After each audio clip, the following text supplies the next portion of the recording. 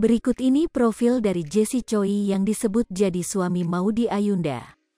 Maudy Ayunda jadi bahan perbincangan setelah mengunggah foto berdua dengan pujaan hatinya di akun Instagramnya, Minggu, tanggal 22 Mei tahun 2022. Dalam satu hari, ia mengunggah 3 foto sekaligus.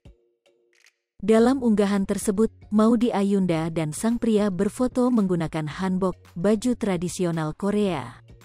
Namun, ia tak menyebutkan siapa pria tersebut. Di Twitter, nama Jessie Choi ramai disebut sebagai pria beruntung yang mendapatkan hari Maudy Ayunda. Lantas, siapa Jessie Choi? Dari akun LinkedIn milik Jessie, ia menuliskan kalau ia lahir di Korea dan besar di Amerika Serikat.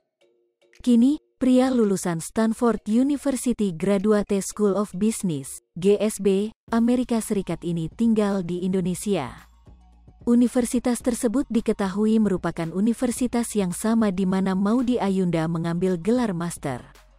Dalam tulisan di blognya di medium.com/going_Sautis, pada tanggal 9 Februari tahun 2022 lalu, Jessie Choi menuliskan alasan dirinya pindah ke Jakarta.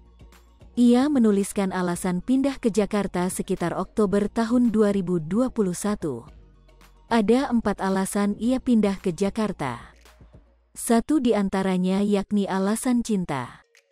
Tanpa menyebut nama, Jessie Choi menyebut saat hari pertama di Stanford University, ia bertemu dengan gadis Indonesia yang luar biasa.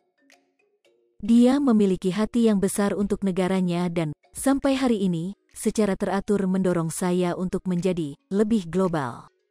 Kami mulai berkencan cukup awal, dan setelah menjalani turbulensi sekolah bisnis, COVID, dan keadaan pribadi bersama, kami merasa tak terpisahkan. Saya sangat diberkati untuk memiliki dia dalam hidup saya. Kita serupa namun berbeda dalam semua hal yang benar, tulisnya. Jessie juga menuliskan kalau dia bekerja di bidang teknologi dan startup. Mengutip Kompas.com, Jessie diketahui sebagai investor The 21 Fund yang berinvestasi pada startup lulusan GSB dari kelas 2021. Kini, ia juga menjabat sebagai entrepreneur in residence, EIR, di AC Ventures.